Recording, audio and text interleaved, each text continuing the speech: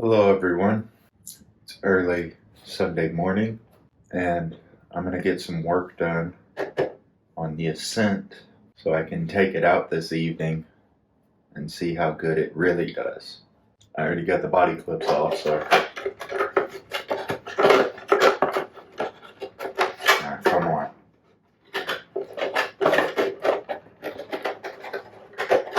There we go. Just a note, I pushed the front bumper in one hole to meet with the body better, and now the front body comes unclipped from that little post from time to time on super hard hits, but it's nothing major because the body posts back here hold the body down super well to where you can just clip the body back on real quick and get on your way. I also noticed something just now. They're little foam washers already installed on the body posts here in the rear. That's a nice touch.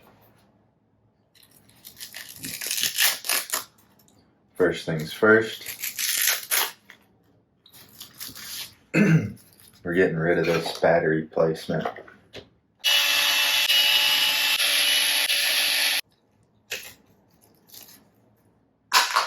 See you later. Another thing that I would like to do is cut these off. And I will preface right now that if you have the red body, just cut them off. Don't even have a second thought about it. Just cut these little things off. If you have the blue body, supposedly the body slips into these to help the two-piece body like stay solid when it's closed. So if you have the blue body, don't cut these off unless you want if you're secure about your body being a little bit wavy or a little bit shaky out on the trail. The reason I'm doing that is because I want to be able to put batteries on the little side tray. May not matter that much because I might be changing the ESC system in this, and this is just readily available. Might be putting batteries up in the very, very front. Kind of curious now where that battery did go.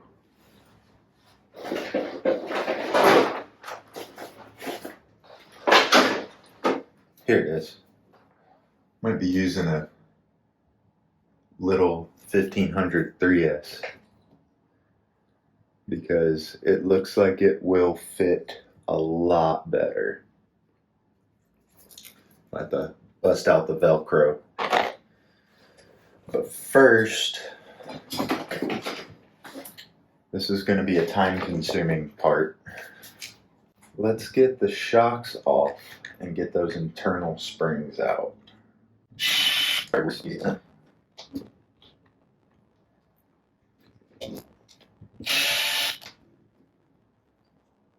Oh, sick. It is like really, really full with oil. And I'll say it, I'm amazed. These shocks haven't leaked yet. Now that I took them apart, they probably will leak like there's 5 million holes in them, but in order to properly get this spring out, first we're gonna take the cup off the bottom, take the spring out, and then grab our shock pliers, take the bottom eyelet off,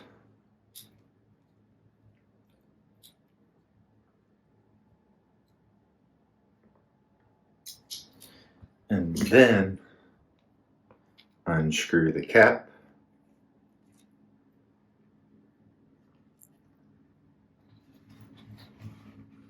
Pour out the oil so you don't make a mess.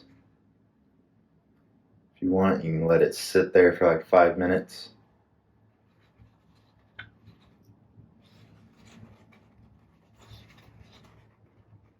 And then, if you can,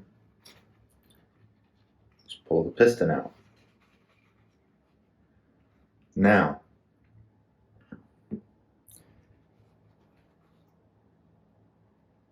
that is a hefty little spring. That's got some weight to it. Okay. So let's just reverse that order. Make sure your seal container is tight down there.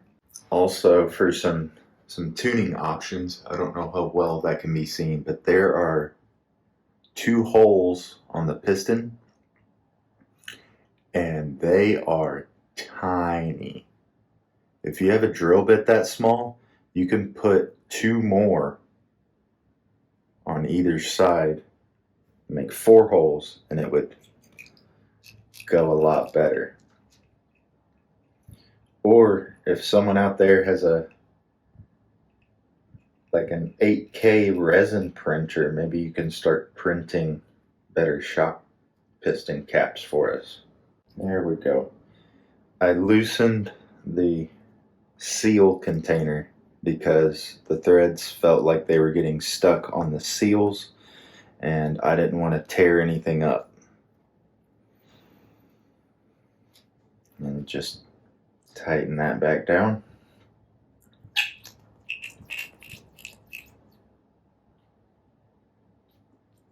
It's like zero play. This thing just cycles really good.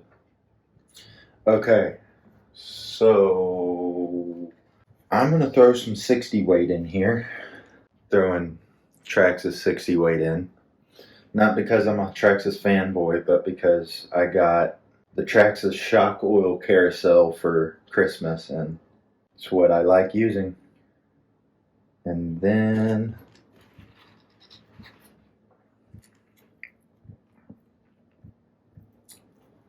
with the piston up, go and put the shock cap back on, pressing down on it.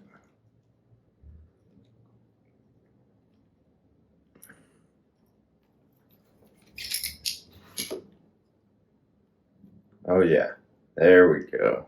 Yeah, I like that. I like that a lot.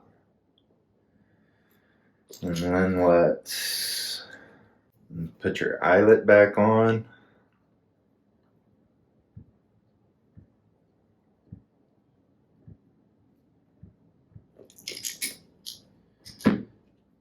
Then your spring. And then the cup. And there you go.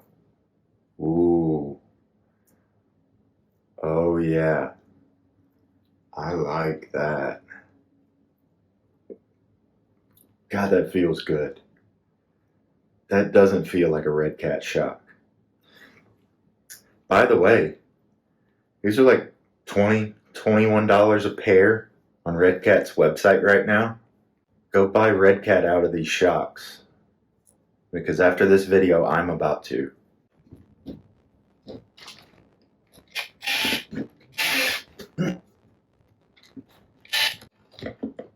And it just sits at about half compression. I like that. Well, I'm not going to bore you with the rest of it. I'm going to turn the camera off and get the rest of the shocks done up like this.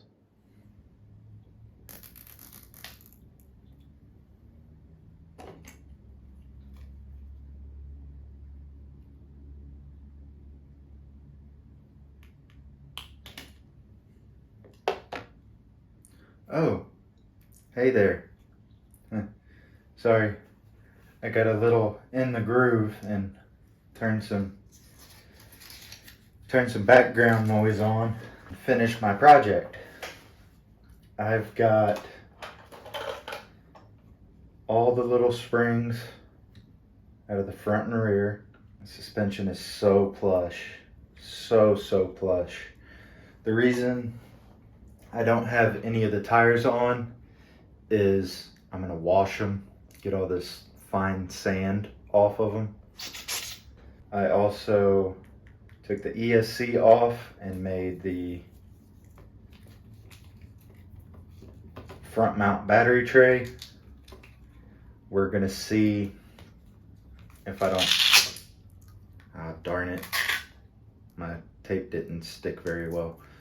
We're gonna see if I don't turn it around like this, because like this, the balance wire runs into the spur. But then if I run it like this, I have to twist it back around and that may run into the body. So we're gonna play around with it.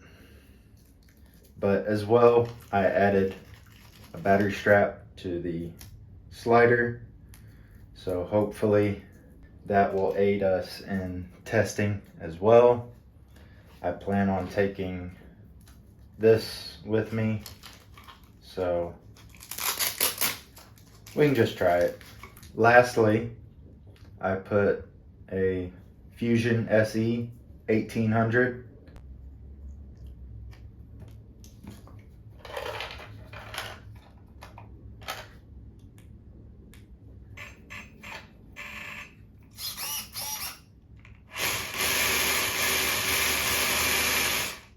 Doesn't sound much faster, but then again, I may have to mess with the gearing up front, or maybe even a Fusion Pro would be better with the 2300 kV. But boy howdy, is that slow. I'm gonna finish up what I need to finish up with this truck, see if I can't get it out on the rocks this evening to see how these changes helped. I'll see everyone in the next video.